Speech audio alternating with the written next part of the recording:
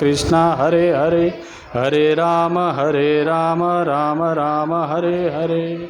मुकुं करोति वाचालं पंगुं लंघयति गिरिं यत्कृपातमहं वन्दे श्रीगुरुदीनतारिणं श्रीचैतन्य ईश्वर परमानंद माधवं। श्रील प्रभुपाद की। तो एक्चुअली ये जो सेवा दिया था प्रभु जी ने तो ऑलरेडी 2-3 महीने पहले दे दिया था, मगर कल मैंने देखा कि ये तो अटैक हो गया है, नाम जब पढ़ा तो एक्चुअली वो प्रभु जी के मुख से नित्य रूप से हमने बारंबार सुना ही है कि एक स्कूल में जो बच्चा पढ़ता है उसके एग्ज़ाम का एक टाइम मेन्यूल आता है। आवाज़ प्रभु जी हरे कृष्ण। तो जो स्कूल में बच्चे को जो एग्ज़ाम का टाइम टेबल पहले से दिया जाता है, उसी प्रकार प्रभु जी के द्वारा भी टाइम टेबल सबको पहले से दिया गया।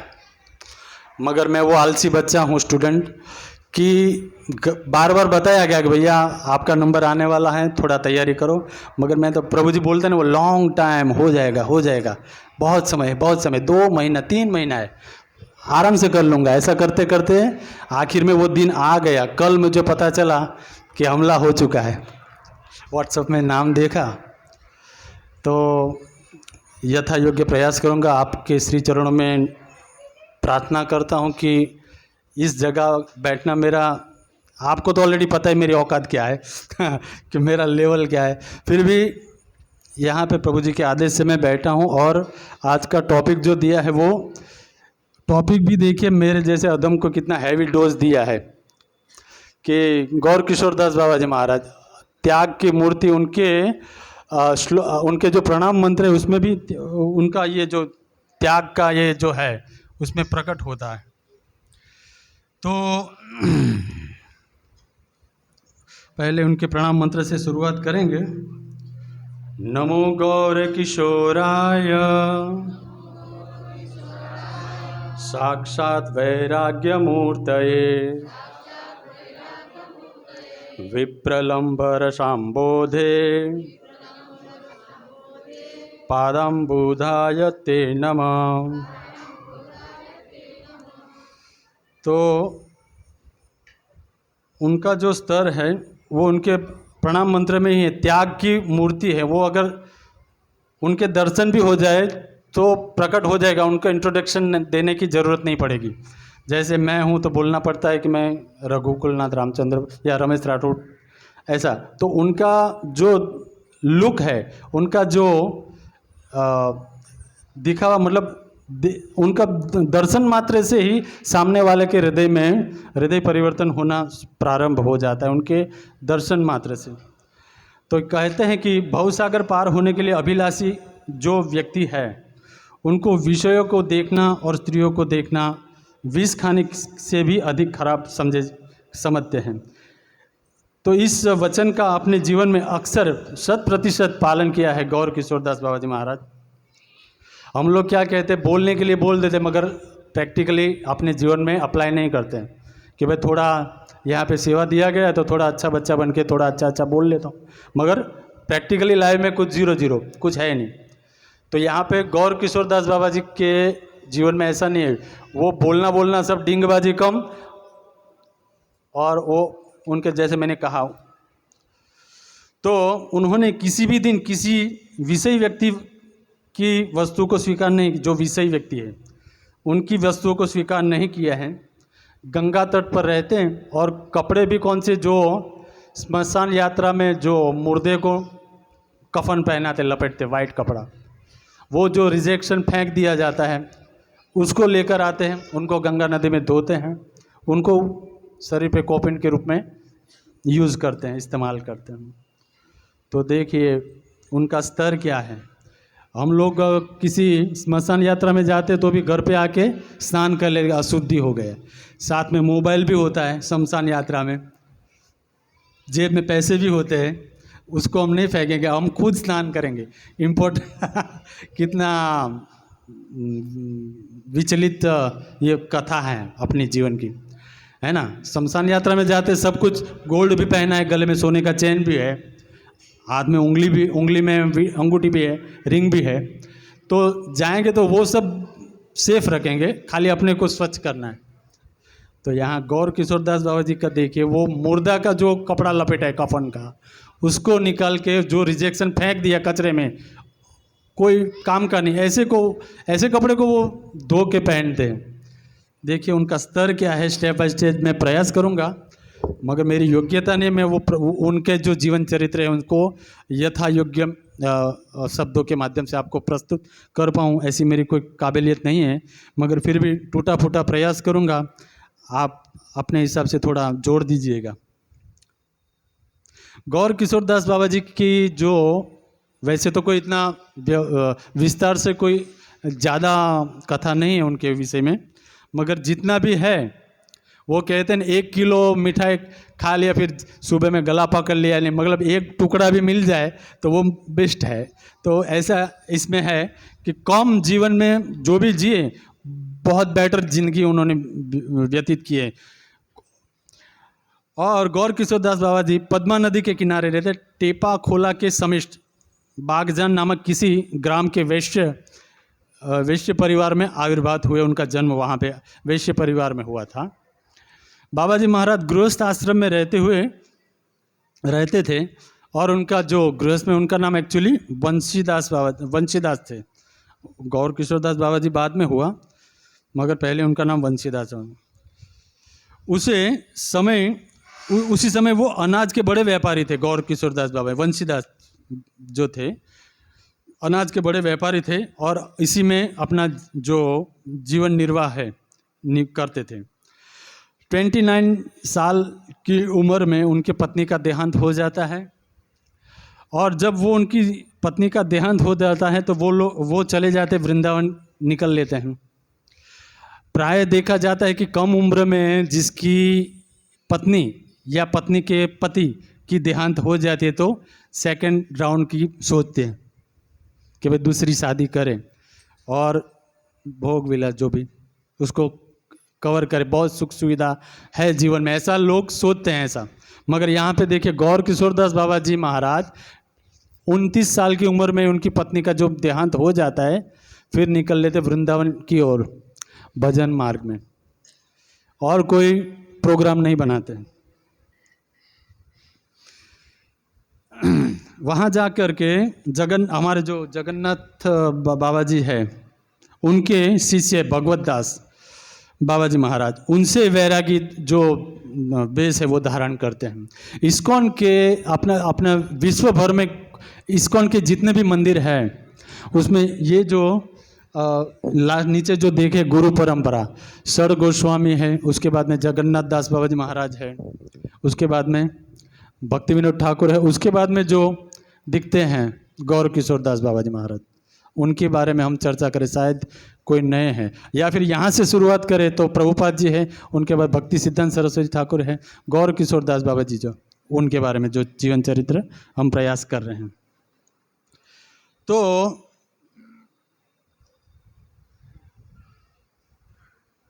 श्री वहाँ जाकर के ब्रजमंडल के विभिन्न स्थानों में भ्रमण करने लगे, और इस अवधि में वे सामान्य मधुकरी करके प्राण धारण करते थे और पेड़ों के नीचे सोया करते थे।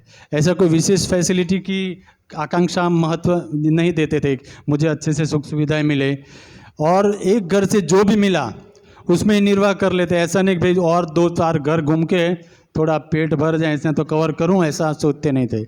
जहाँ से जो भी मिला इनफ, फिर निकल लेते अपने जो भजन स्थली में, जहाँ पे पेड़ के नीचे उनका जो जगह है वहाँ चले जाते थे। श्री ब्रजवासियों को साक्षात कृष्ण के ये समझते थे, उनको इस भाव से दर्शन करते थे कि वो भगवान के ही लीलाओं के परिकर है। ऐसा हम लोग जो धाम में जाते हैं तो इतना कुछ सीरियस नहीं होते, अपराध हो जाता है हमसे, भक्तों के बीच में अपराध हो जाता है, तो वो वहाँ के लता पता है, यहाँ तक कि सुअर है, कुत्ता है, उनको भी वो दंडवत प्रणाम करते हैं। ब्रज 84 कोस में जितने अंडर में जितने भी आते हैं उनको भी प्रणाम करते, वो भाव के, वो फीलिंग के साथ। ऐसा नहीं कि कहने के लिए ऐसा कर दिया, ऐसा नहीं, वो भाव के साथ करते दंडवत कुत्तों को भी, क्योंकि वो ब्रज की रज में लुप्त है। वे बहुत लंबे समय तक बरसाने में रहे थे। एक्चुअली वो ज़्यादातर अट्रैक्शन थे राधा रानी के प्रति। बाद में आगे जाके महाप्रभु के नियुक्त में हुए, मगर पहले वो बरसाने में ज़्यादा समय बिताए। उन्होंने अपने जीवन के 30 साल ब्रज में बिताए और बरसाने में रहते थे। और श्री राधा गोविंद की नित्य प्रति फूल माला से उनका एक फिक्स सेवा था। वो राधा रानी के लिए फूल माला की सेवा बनाते, अपने लिए कुछ व्यवस्था नहीं करते थे। जगन्नाथ दास बाबा जी महाराज द्वारा चैतन्य महाप्रभु की जो जन्मस्थली का प्रकट हुआ, तो उस समय क्या हुआ कि भक्ति विनोद ठाकुर भी मौजूद थे, जहाँ चैतन्य महाप्रभु का जो बर्थ प्लेस है मायापुर नवद्वीप। तो वहाँ उस समय गौर किशोरदास बाबा जी महाराज भी थे, क्योंकि गौर किशोरदास बाबा जी महाराज भक्ति विनोद ठाकुर को अपने शिक्षा गुरु मानते थे और उनके अंडर में ही शिक्षा ग्रहण करते थे। और भक्ति विनोद ठाकुर का वहाँ पे जो निवास था, आश्रम का नाम मैं भूल गया, तो नित्य रूप से 2 घंटा भागवत करते थे भक्ति विनोद ठाकुर, कथा सुनते थे गौर किशोरदास बाबा जी महाराज उनके वहाँ पे। तो ये महाप्रभु की जो जन्मस्थली है, उस समय गौर किशोरदास बाबा जी मौजूद थे, ऐसा बोलते हैं। और भक्ति विनोद ठाकुर के कहने पर फिर गौर किशोरदास बाबा जी महाराज उनको बोला कि यहाँ पे आप राधा रानी के वहाँ करते हैं, ब्रज में अपना जीवन निर्वाह करते, भजन साधन करते, ठीक है, मगर यहाँ अपने नवद्वीप में मायापुर में महाप्रभु वो स्वयं राधा कृष्ण मिलित तनु एक ही स्वरूप है, आप उनको कीजिए। तब से फिर उनको बात मान के फिर वृंदावन को फिर छोड़ के फिर मायापुर नवद्वीप में स्थित होते हैं और श्रीमन महाप्रभु के शरण ग्रहण करके फिर उनमें ही नित्य रूप से फिर भजन करते हैं।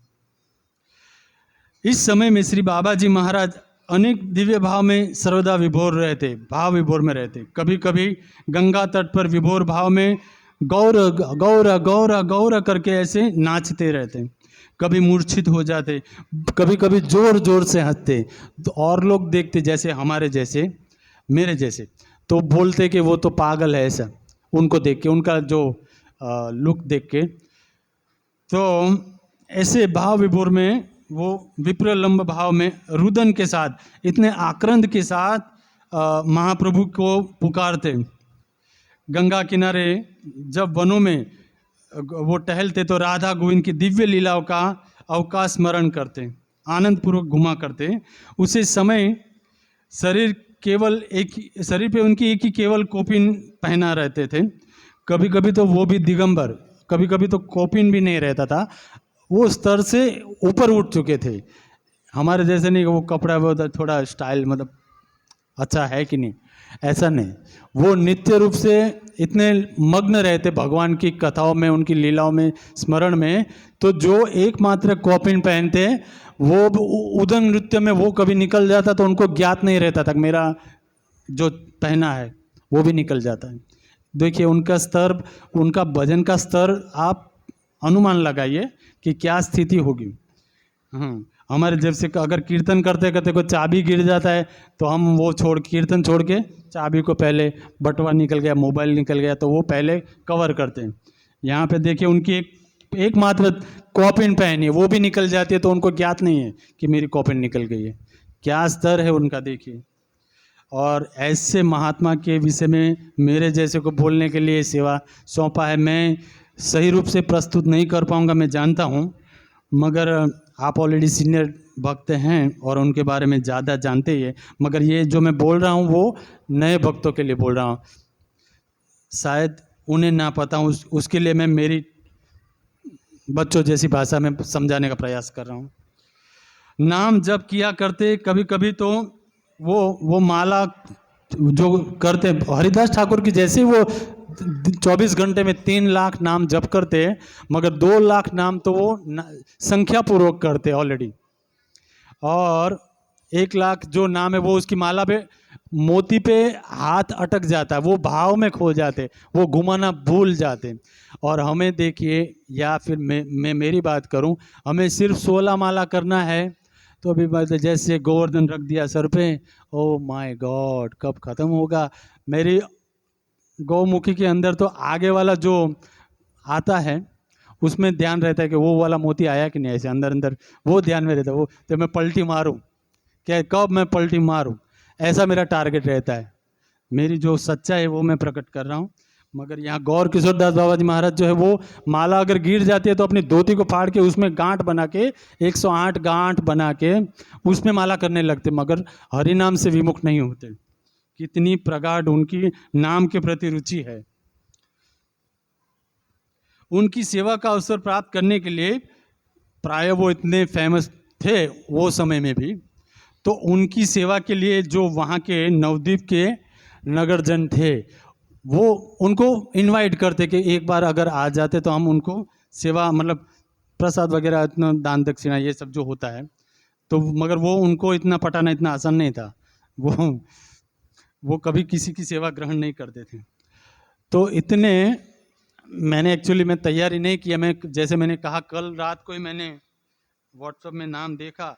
वैसे तो मुझे 3 महीने पहले नाम अनाउंस था, मगर मैंने जैसे कहा कि हो जाएगा, समय बहुत है। ऐसा करते करते कल वो दिन आ गया और आज इधर बैठ गया। अभी जो भी हो बर्दाश्त कीजिए। तो प्रत्येक सज्जन व्यक्ति ही उत्सुक रहते, परंतु उनकी सेवा का अक्सर प्राप्त करना बहुत कठिन था। एक बार कासिम बाजार के महाराज मणिचंद्र नंदी बहादुर ने श्री बाबा जी महाराज को अपने राजभवन में ले जाने के लिए एक विशेष व्यक्ति को भेजा था। उस समय श्री बाबा जी महाराज ने कहा था, मैं यदि महाराज के प्रसाद में जाऊंगा तो मुझे धन की प्राप्ति अवश्य होगी, है ना। बड़े धनी के व्यक्ति के वहाँ पे यजमान के रूप में जाएंगे तो डेफिनेटली दान दक्षिणा वो सब देंगे। तो बोलते हैं कि अवश्य ही ऐसे मिलेंगी। महाराज गौर किशोर दास बाबा जी महाराज ऐसे बोल रहे, किंतु उससे महाराज के साथ मेरा मालिन्य होने की संभावना है।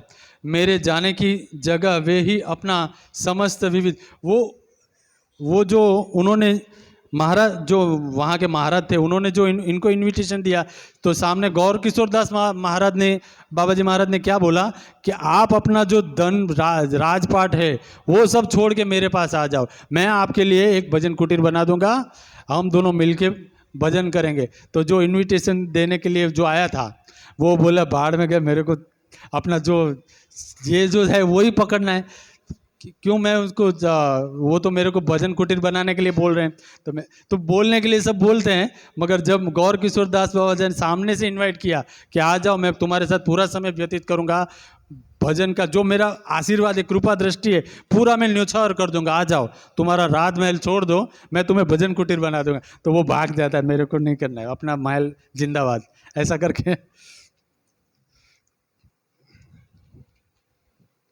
तो बाबा जी महाराज कहते थे इधर उधर सब बाबा जी महाराज कहा, यदि महाराज के प्रसाद में जाऊंगा, मेरे जाने की जगह वे ही अपना समस्त विषय वैभव आत्मीय स्वजनों को वे दिवाकर मेरे पास आ जाए, मैं उनके रहने के लिए मेरी तरह ही एक झोपड़ी तैयार कर दूंगा और दोनों सुखपूर्वक हरि भजन करेंगे। श्री बाबा जी महाराज कहते थे इधर उधर सब जगह भोजन करने से भजन नष्ट हो जाता है। एक बार भक्त हरेन बाबू नवद्वीप के भजन कुटीर के उत्सव का प्रसाद ले रहे थे। इस कारण बाबा जी ने 3 दिनों तक उनसे बात नहीं की। चौथे दिन कहा, भजन कुटीर में उत्सव का जो प्रसाद दिया गया था वह एक कुल्टा नारी द्वारा दिए गए। तो एक भक्त थे, तो उन्होंने एक अभक्त स्त्री का हाथ का जो प्रसाद था वो ग्रहण कर लिया। तो गौर किशोर दास बाबा जी महाराज ने 3 दिन उनको बुलाया नहीं, क्योंकि जो विषयी व्यक्ति है उनके हाथ से अगर हम प्रसाद पाए भोजन करेंगे तो हम विषयी हो जाएंगे, हमारा मन उद्विग्न हो जाएगा और हम भजन मार्ग से फॉल डाउन हो जाएगा। तो इसके फलस्वरूप गौर किशोर दास बाबा जी महाराज ने उनको 3 दिन नहीं बोला और फिर उनको समझाया कि उन्होंने जब रिक्वेस्ट की कि बाबा जी क्या हुआ आपसे, तो बोले कि आपने ऐसा ऐसा किया था। तो तब से फिर उन्होंने भगवान को जो भोग ऑफर करते हैं उसके बाद ही जो 16 नाम हरिनाम करते, माला जपते, उनके हाथ से ही प्रसाद ग्रहण करना शुरू किया। तो एक बार श्री सनातन गोस्वामी पाद के तिरुभाव तिथि से पहले दिन श्री बाबा जी महाराज ने कहा, कल श्री गोस्वामी प्रभु का अप्रकट तिथि है, अतः हम लोग महोत्सव करेंगे। उनके पास खड़े सेवक ने पूछा, महोत्सव के लिए सामग्री कहाँ से मिलेंगे? हम तो पक्कड़ गिरधारी है, हमारे पास कुछ बैलेंस नहीं है, पैसा नहीं है, तो फेस्टिवल मनाना है तो धन की तो आवश्यकता पड़ेगी। तो उन्होंने प्रश्न किया गौर किशोर दास बाबा जी महाराज से, तो हम बड़ा फेस्टिवल मनाएंगे डेफिनेटली, लेकिन उसके लिए धन की आवश्यकता है, तो कहाँ से लाएंगे? तो देखिए गौर किशोर दास बाबा जी महाराज का उत्सव कैसा है, वो एक दिन उपवास करेंगे फुल्ली और ज़्यादा से ज़्यादा हरिनाम करेंगे, उनको वो फेस्टिवल समझते। और हम लोग क्या है, गुलाब जामुन, अंगूर, रबड़ी, जो भी अच्छे अच्छे व्यंजन मिले उसको फेस्टिवल मानते हैं हम लोग। मगर गौर किशोर दास बाबा जी महाराज उनको बोलते हैं कि हम एक दिन फास्टिंग करेंगे, पूरा उपवास करेंगे और ज़्यादा से ज़्यादा हरिनाम करेंगे और ग्रंथ अध्ययन करेंगे, जो भी मतलब स्पिरिचुअल एक्टिविटीज से कनेक्टेड रहेंगे ऐसा। तो वो भी अवाक रह गया कि देखिए महोत्सव मनाना भारी पड़ता है यहाँ इनके साथ। तो ज़्यादातर लोग पटली गली काटते, गौर किशोर दास बाबा जी महाराज के कनेक्टेड जो उनका हमला सब बर्दाश्त कर चुके, वो दूसरों को तो बोलते हैं। जैसे मेरे को कड़वा अनुभव होता है तो मैं, मेरे निकट भूपति चेतन प्रभु है, तो मैं बोलता हूँ वो प्रभु जी बहुत सीनियर है, तो उनका जीवन शैली ऐसा है, तो थोड़ा अलर्ट रहना, तो वो अलर्ट हो जाता है, तो ऐसे फैल जाता है नवद्वीप में। तो गौर किशोर दास बाबा जी महाराज ऐसे ज़्यादा फेमस हो जाते थे। तो एक बार आगर तालावासी श्री नरेंद्र कुमार सेन श्री बाबा जी के निकट आए और श्री गुरु प्रणाली, जो हमारी सिद्ध प्रणाली है, गुरु परंपरा, उसके विषय में जानना चाहा। उसके उत्तर में श्री बाबा जी महाराज ने कहा, श्री भगवान को कल्पना के माध्यम से नहीं जाना जा सकता है। श्री हरि नाम का जप करते करते श्री नाम के अक्षरों के समूह के भीतर से उनका स्वरूप प्रकट हो जाता है। साधक भी उसी समय आत्म स्वरूप को जान पाता है। उसी के साथ साथ साधक के प्रिय सेवा आदि भी जाग उठते हैं। तो ज़्यादातर जो भक्ति लाइन में है, उनको जो भक्ति नहीं करते वो लोग ज़्यादा अटैक करते हैं कि आप लोग इतने समय से भजन करते हैं, और सबको अनुभव हुआ होगा, एक्सपीरियंस होगा कि आप 20 साल से इस्कॉन से जुड़े हैं या कृष्ण भक्ति से जुड़े हैं, आपको क्या लाभ हुआ? मतलब कुछ ना कुछ प्रश्न करते थे, बारी बारी फेंकते गोला बारूद। आपको कहीं अनुभूति हुई भगवान है भी या नहीं भी? ऐसा भयानक भयानक प्रश्न करते। तो है, हम 20 साल से भजन करते हैं, फिर भी कहीं कहीं हमको डर लगता है, साला ये हमको फॉल डाउन ना कर दे, ऐसा बारी बारी प्रश्न करते। तो गौर किशोर दास बाबा जी महाराज कहते हैं कि आप हरिनाम करेंगे, उनको ये जो 16 नाम 32 अक्षर है उनके प्रति इतनी उनकी रुचि है। देखिए वो पढ़े लिखे बिल्कुल नहीं थी, थम्सअप अंगूठा, मगर उनको अपना हरिनाम जो 16 नाम 32 अक्षर वो लिखना आता है। वो एक पत्थर की शिला पे वो लिखते हैं, इतना लिखना जानते हैं, हरे कृष्णा कृष्ण कृष्ण हरे हरे, हरे राम राम राम हरे हरे, ये लिखते, बस इतना जानते थे। बाकी कोई पढ़ाई लिखाई, अपना ऑटोग्राफ सिग्नेचर कुछ नहीं। समय ज़्यादा हो तो बोल रहे हैं, ब्रेक मारिएगा।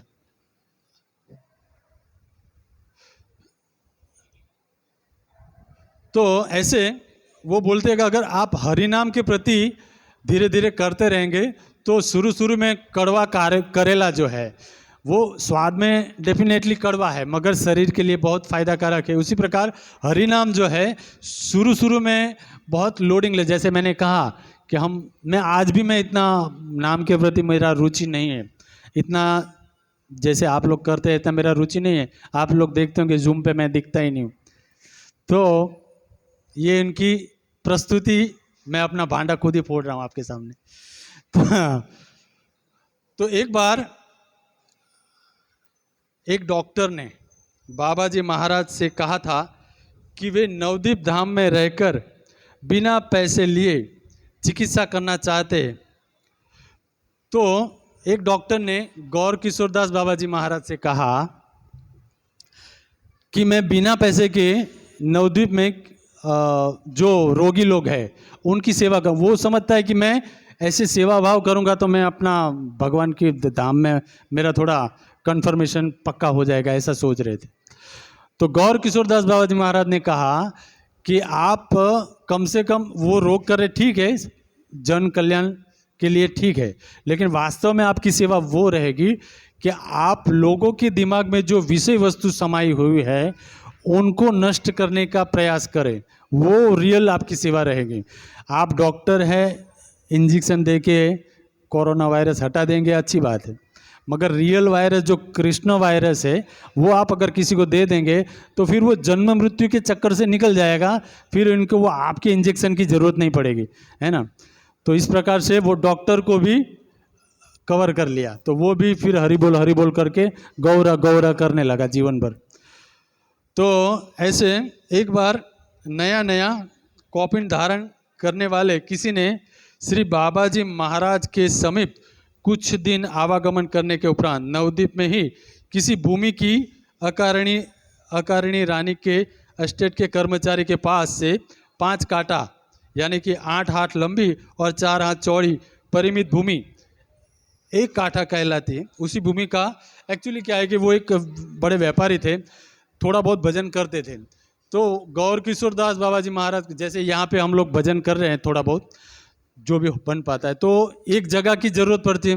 तो वो एकदम हर्षोल्लासित होकर, खुशी होकर के गौर किशोरदास बाबा जी पास जाकर के बोलता है कि बाबा जी मैंने एक ज़मीन ली है अपने पैसे से, तो अब वहाँ पे हम लोग करेंगे। तो बोलते अच्छा है, मगर ब्रज ये जो मायापुर नवद्वीप की जो आपकी कोई औकात ही नहीं कि आप खरीद पाएंगे, उसका एक कण मात्र, ब्रज का एक कण।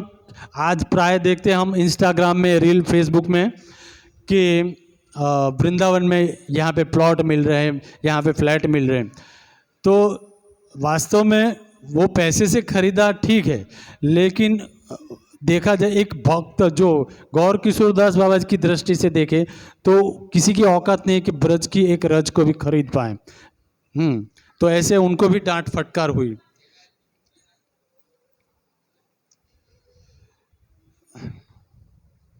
जो असली भूमि के अधिकारी है उन्हें भी यह भूमि कैसे मिली थी जो वे कौपीनधारी को 5 काठा भूमि देने में समर्थ हो गए, ऐसे डांट रहे थे। इस भूमि के बदले में यदि ब्रह्मांड की समस्त रत्न राशि, गौर किशोरदास बाबा जी मोहरे पूरे ब्रह्मांड की अगर उसमें धनराशि लगा दी जाए तो भी ब्रज की या नवद्वीप मायापुर धाम की एक रज मात्र भी खरीदने की उनकी औकात नहीं है। इतने अपनी शरणागति है ब्रज की भूमि में और नवद्वीप की धरती पर। गौर किशोरदास, एक दिन एक भक्त ने कुछ मिठाई का महाप्रभु को भोग लगाया और फिर उसे श्री बाबा जी महाराज के समीप ले जाकर के उनसे उसे स्वीकार करने की प्रार्थना की। बाबा जी महाराज ने कहा, जो लोग मछली आदि खाते हैं, व्यभिचार करते हैं या अन्य किसी अभिलाषा से महाप्रभु को भोग लगाते हैं, महाप्रभु उनके हाथ का कुछ भी ग्रहण नहीं करते, अतः वह प्रसाद है ही नहीं। उनको भ्रम है कि मैंने लगा दिया ऑफर, मगर वो आमिषाहार करता है या व्यभिचार करता है या कुछ धृत क्रीड़ा या नशा करता है, और वो व्यक्ति अगर अपने हिसाब से मन गढ़ंत तरीके से अगर भगवान को ऑफर करता है तो दूसरे को अगर देगा तो वो उतना प्रभाव वो नहीं रहेगा, क्योंकि खुद में वो क्वालिटी ही नहीं है भक्त की। तो गौर किशोरदास बाबा जी महाराज को जो मिठाई दी तो उन्होंने ग्रहण नहीं की, क्योंकि ऐसा जरूरी नहीं है कि अब उनको लगाया तो वो प्रसाद हो गया। तो श्री बाबा जी महाराज स्वयं चावल की भिक्षा लेकर आते और उसे स्वयं पकाकर प्रसाद ग्रहण किया करते थे। कभी कभी किसी के द्वारा दी गई किसी भी वस्तु को स्वीकार नहीं करते। एक बार वे फुलिया नवद्वीप की धर्मशाला में बरसात के समय कुछ दिनों तक रहे थे। उन्होंने वहाँ थोड़ा सा प्रसाद एक बर्तन में रख दिया था तो एक सांप उसके पास से निकल गया। इस घटना को एक महिला ने देख लिया। जब बाबा जी उस प्रसाद को खाने बैठे तो उस महिला ने वहाँ आकर सांप वाली बात कही कि बाबा जी आप वो प्रसाद ग्रहण कर रहे हैं मगर वहाँ से सांप गुजरा था। तो उसको अलर्ट किया बाबा जी को। तो गौर किशोरदास बाबा जी महाराज ने कहा उस स्त्री को, देखिए कि वो जानते हैं कि उनको, वो स्त्री को भी बोला कि आप यहाँ से, उनको माँ का संबोधन किया कि माँ कृपया आप चले जाएं, उसके बाद में मैं ये प्रसाद ग्रहण कर लूँगा। और वो जो एक जगह से चावल लेके आते किसी भी नवद्वीप के घर मधुकरी करके, तो वो खुद बनाते और गंगा के नदी में बनाते भी नहीं थे, वो गंगा नदी में भिगो देते, भिगो के फिर उसमें तो थोड़ा सॉफ्ट नरम हो जाता तो उसमें थोड़ा सा नमक डाल के फिर भगवान को ऑफर के वो ग्रहण करते। तो इस प्रकार से उनकी जीवन शैली थी। तो एक बार एक गिरीश बाबू करके थे, अपनी पत्नी के साथ आए और नवद्वीप की अपने कुटिया में आकर रहने के लिए श्री बाबा जी महाराज से बहुत अनुनय विनय करने लगे।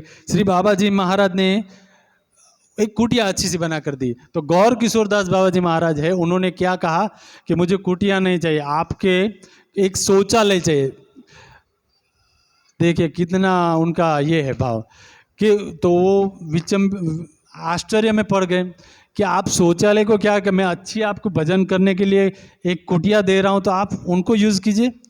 तो बोले नहीं, मुझे आप शौचालय जगह दीजिए। तो देखिए वो लैट्रिन में जा कर के हरिनाम कर, जहाँ पे शौच करने की जगह है वहाँ जा कर के हरिनाम करते। वो इतने फेमस हो गए थे तो वहाँ के लोग उनको चैन लेने ही नहीं देते थे, हरिनाम को बहुत डिस्टर्ब करते थे। तो वो जहाँ पे लोग शौच करते वहाँ पे उनको वो जा कर के हरिनाम करते थे। उनका टारगेट ये था कि कम से कम वहाँ मैं जाऊँगा तो वो गंदगी के मारे कोई आएगा नहीं और उनको डिस्टर्ब नहीं करेगा और मैं सुख से हरिनाम कर पाऊँगा। तो हम लोग को तो इतनी फैसिलिटी है, एसी रूम है, पंखा है, को अच्छे गद्दे पे बैठे हैं, फिर भी भगवान के नाम में हमें बिल्कुल भी रुचि नहीं हो रही।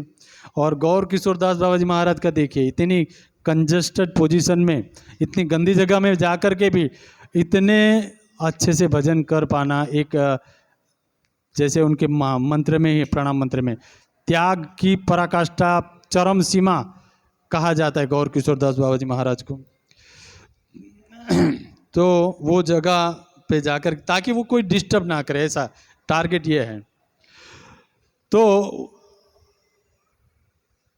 श्री बाबा जी महाराज भागवत पुरुष थे। वो कभी भी छल पूर्ण धर्म, कपट या धर्म का अशास्त्रीय किसी भी बात या सिद्धांत को बढ़ावा नहीं देते थे।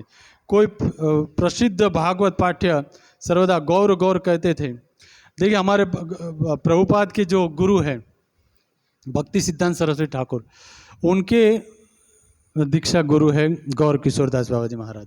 शुरुआत में वो एक्चुअली उनके जीवन पर्यंत किसी को दीक्षा नहीं दे, वो अपने आप को वो काबिल समझते ही नहीं थे कि मैं वो योग्य हूँ। तो भक्ति विनोद ठाकुर ने अपने पुत्र बिमला प्रसाद यानी कि भक्ति सिद्धांत सरस्वती ठाकुर, उनसे कहते हैं कि आप गौर किशोरदास बाबा जी महाराज से दीक्षा ग्रहण करें। तो वो जाते हैं गौर किशोरदास बाबा जी महाराज के पास, बिमला प्रसाद।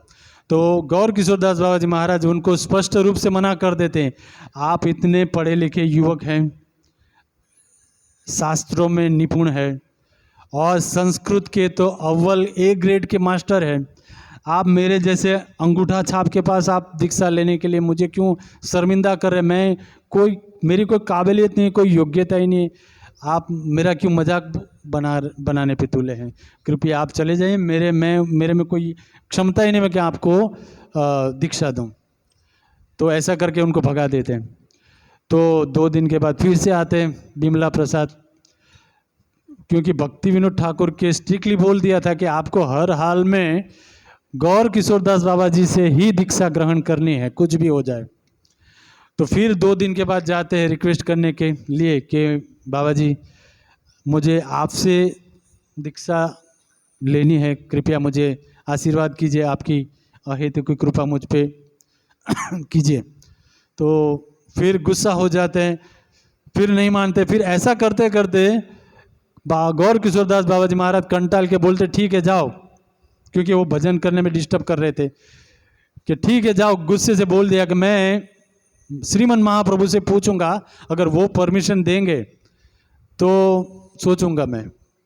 तो वो चले जाते, तो 2-4 दिन के बाद फिर आते हैं, फिर बोलते। वो तो हर हाल में उनको चाहिए चाहिए, जैसे रेगिस्तान में किसी को प्यास लगी हो और कोई बोले कि मैं बिस्लरी बोतल देता हूँ मगर आप 16 माला कर लो, पूरा कर लो, उसके बाद में मैं बोतल का एक घूंट दूंगा, क्योंकि और वक्त है और बोतल एक ही है बिस्लरी की, और एक एक घूंट सबको देना है। मगर वो भी, उसमें भी एक कंडीशन है कि आप 16 माला आप कर लो, तो कितना कठिन लगेगा। तो गौर किशोरदास बाबा जी महाराज है वो बिमला प्रसाद को, यानी कि भक्ति सिद्धांत सरस्वती ठाकुर को बोल रहे कि मैं श्रीमन महाप्रभु से अनुमति लूंगा, अगर वो बोलेंगे तो मैं आपको दूंगा। तो कुछ दिनों के बाद फिर आते, फिर पूछते क्या हुआ महाप्रभु से, आपकी बात हुई क्या? तो देखिए महाप्रभु 1500 में हो गए, 1400 में, और इनका 1837 में उनका ये साल है जन्म। तो 400 साल का डिफरेंस है, फिर भी बोलते मैं श्रीमन महाप्रभु से चर्चा करूंगा आपके विषय में, अगर वो अनुमति देंगे तो मैं बोलूँगा। तो इसका मतलब है कि गौर किशोरदास बाबा जी महाराज श्रीमन महाप्रभु से प्रत्यक्ष रूप में बात, उनका वार्तालाप होता है, ये स्पष्ट हो जाता है ना। 1838 में उनका, और 1838 से लेकर 1915 तक उनका जीवन, यानी कि 77 इस धरातल पर गौर किशोरदास बाबा जी महाराज रहे। ज़्यादातर तो उनकी जानकारी नहीं है। तो फिर जब वो मना किए तो फिर भक्ति विनोद ठाकुर के उन्होंने फटकार लगा के बोला कि हर हाल में उनके पास जाना है। तो जब फिर वो उन्होंने परिचय दिया कि मैं भक्ति विनोद ठाकुर का पुत्र हूँ, तब उन्होंने बोला कि ठीक है। फिर बोले कि जाओ गंगा पे स्नान करके आओ। फिर उनको दीक्षा देते हैं और उनका नाम दीक्षा नाम देते व्रास भानवी देवी दैत्यदास, यानी कि वो राधा रानी से इतने अटैच थे। तो प्रभु जी हरे कृष्णा, समय हो गया 10 बज गए। मुझे आधा घंटा बोले थे, मैंने ज़्यादा खींच लिया है, क्षमा कीजिए।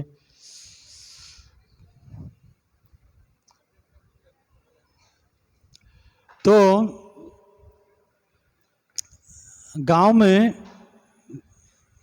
कोई जो मिट्टी का बर्तन, जो वेस्टेज होता है ना मटके, वो फोड़ बाहर फेंक देते, तो उसका जो फूटा हुआ टुकड़ा होता है उसमें गौर किशोरदास बाबा जी महाराज अपनी कुकिंग करते, थोड़ा उसको गंगा नदी में धोते और उसी के अंदर जो कहीं से चावल नवद्वीप से गांव में किसी के घर से मांग के आते, तो उसमें पका के फिर अपने आस्वादन करते। और देखिए समाज में हम देखते हैं कि आज भक्ति में भी बड़ा विडंबना है। मैं यहाँ बैठ के किसी अन्य संप्रदाय के बारे में टीका टिप्पणी या दोष नहीं करता हूँ, लेकिन आपको सबको पता ही है कि जो ज़्यादा भजन मार्ग भक्ति मार्ग में डेवलप अपनी होते हैं तो उनकी फैसिलिटी भी डेवलप होती है।